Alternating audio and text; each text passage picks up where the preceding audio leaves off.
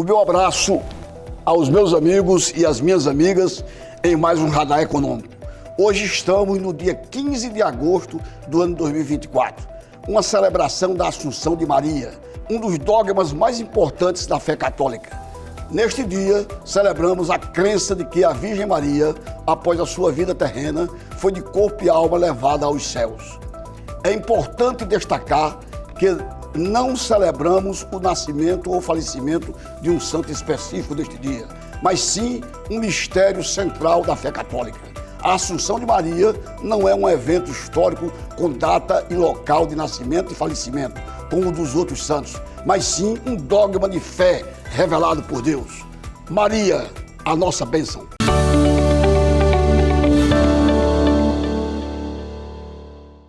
Embora estejamos no Radar Econômico de quinta-feira, dia 15 de agosto, abrimos o programa com uma notícia que é uma nódoa na história da educação do Rio Grande do Norte. O Rio Grande do Norte teve no IDEB a pior nota do ensino médio público do Brasil pela segunda vez consecutiva.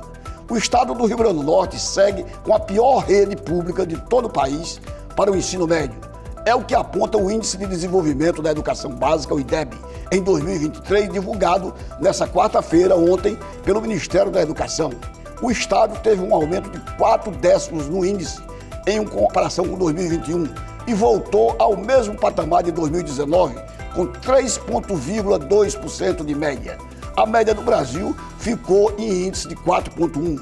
O melhor desempenho para o ensino médio do Brasil da rede estadual ficou com Goiás, no Planalto Central, com um índice de 4,8%.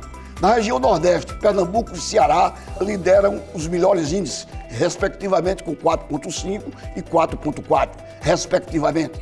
Considerando a rede privada, o índice do Rio Grande do Norte salta para 3,7%, colocando o estado na penúltima posição deste ranking, empatado com o Rio de Janeiro, só na frente de Roraima. O desempenho somente nas escolas particulares potiguares foi 5,5%, razoável. O desempenho nos anos finais de ensino fundamental, da 6ª ao 9º ano, também tem o Rio Grande do Norte como a unidade federativa com pior desempenho em todo o Brasil. O índice aferido no último levantamento foi de 4,1%, 9 décimos abaixo da média nacional. Já nos anos iniciais, o ensino fundamental, 1º ao 5º ano, o Rio Grande do Norte teve índice de 5,3%. O resultado coloca o nosso estado na pior posição do ensino público estadual do Brasil. A governadora Fátima Bezerra, que merece o nosso respeito, e eu tenho dito sempre aqui que ela tem espírito público e é bondosa, tem vontade de acertar, precisa melhorar os índices desse ensino, que é uma nódoa na educação dos potiguares.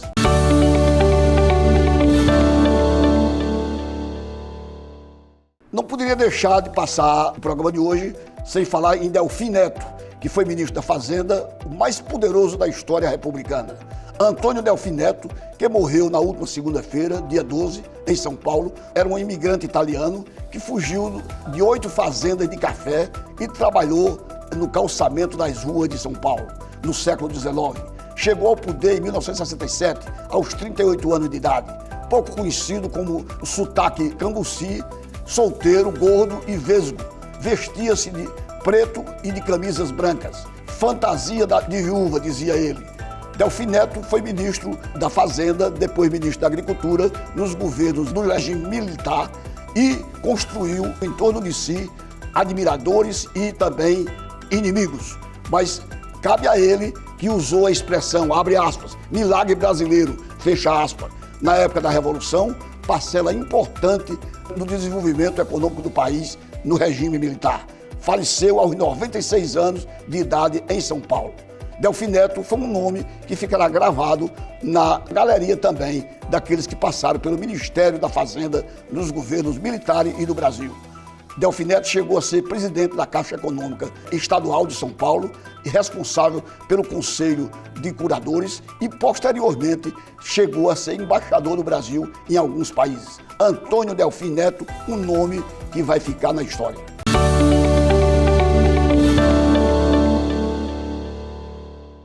O Brasil se tornou o mais recente competidor para suprimentos globais de gás natural liquefeito, o chamado GNL. uma vez que o clima mais seco do país trouxe uma ameaça de nível dos reservatórios à produção de energia hidrelétrica. O país normalmente utiliza energia hidrelétrica para suprir a maior parte do consumo de eletricidade, mas recorre ao gás natural e às usinas termoelétricas, quando os níveis de águas dos reservatórios caem. Uma maior demanda por GNL esperada para os próximos meses pressionaria ainda mais o mercado global de combustível no momento em que a procura cresce da Ásia ao norte da África.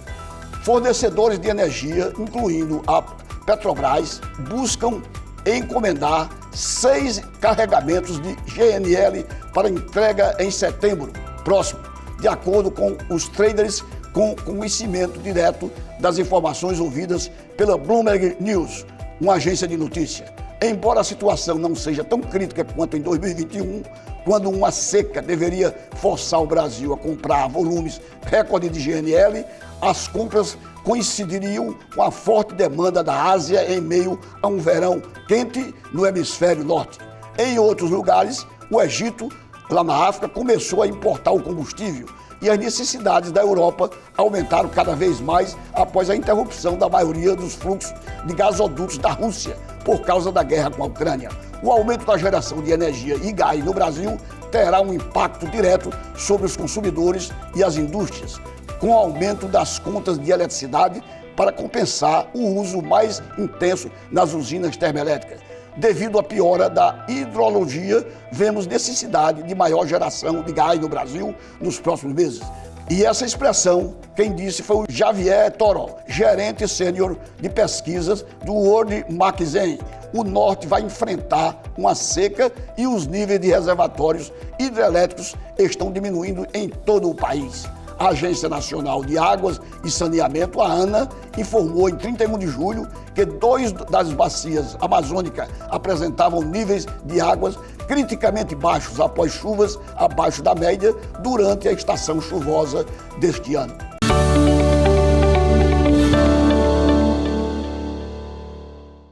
O BNDES deve engordar a caixa do governo além de 15 bilhões de reais. Com um lucro líquido de 13 bilhões e 300 milhões de reais no primeiro semestre deste ano, o Banco Nacional de Desenvolvimento Econômico e Social poderá aumentar ainda mais os repasses para a União, na forma de dividendos. Segundo o presidente da instituição financeira, Aloysio Mercadante, a intenção de ir além dos 15 bilhões já assegurados, aprovados para este ano para a União, com o intuito de contribuir com o esforço do Ministério da Fazenda de equilibrar as contas públicas do governo. Com os valores já aprovados, o BNDES responderá por pouco mais de 1/4 do total da receita esperada pelo governo com o lucro das estatais, conforme decreto de programação orçamentária mais recente do terceiro bimestre, que compreendeu maio e junho. A previsão do governo é receber um total de 58 bilhões e 300 milhões de reais de dividendos da participação do BNDES. No primeiro semestre, já foram arrecadados 35 bilhões e 400 milhões de reais dessa fonte.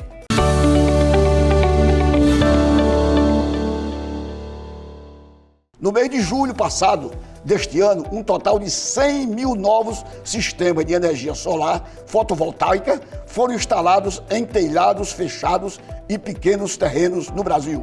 Agora, a quantidade desses sistemas de geração de energia solar chega a 2 milhões e 800 mil no país, segundo dados oficiais inéditos da Associação Brasileira de Energia Solar Fotovoltaica, a Absolar.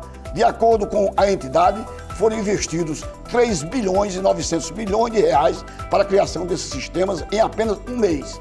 Essa modalidade de geração de energia, chamada de distribuidora GD, a soma de 31 gigabytes ou gigawatts de potência, com um acréscimo de 1 gigawatts apenas no mês passado.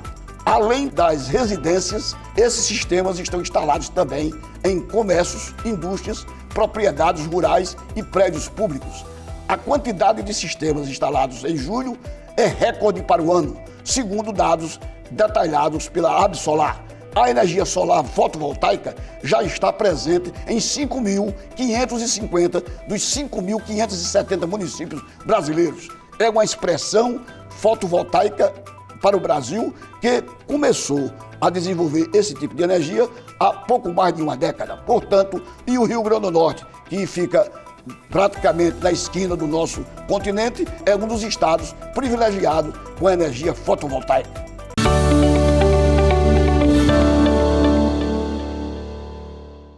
O Grupo de Saúde Redidor teve um lucro líquido de 995 milhões de reais no segundo trimestre do ano, ou seja, abril, maio e junho. Um salto de 213% na comparação com o mesmo período do ano passado. De acordo com o relatório Resultados, divulgado nesta terça-feira, a companhia registrou lucro antes dos juros, impostos e depreciação e amortização, o chamado EBITDA, de 2 bilhões e 200 milhões de reais no período, crescendo 22% para o ano, com a margem subindo de 17,6% a mais do ano passado. A Redidor mantém grandes hospitais, principalmente no Sudeste, Rio de Janeiro, São Paulo, Minas Gerais, e começa também a se amealhar no Nordeste e no Norte do país.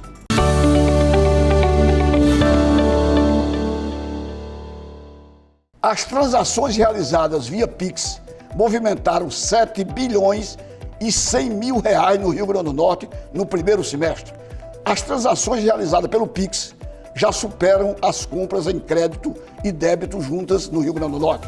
Apenas no primeiro semestre de 2024, de acordo com os dados da Central Sicredi Nordeste, referente às transações de cooperativa, o Pix movimentou 7 bilhões e 100 milhões de reais no Rio Grande do Norte.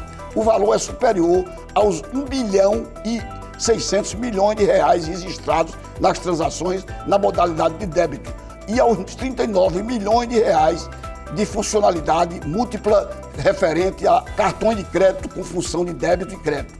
Em toda a região Nordeste foram registradas entre janeiro e junho deste ano cerca de 29 bilhões e 400 milhões de transações no Pix. Portanto, o Pix, essa invenção brasileira, veio para ficar, para crescer e alavancar as movimentações financeiras.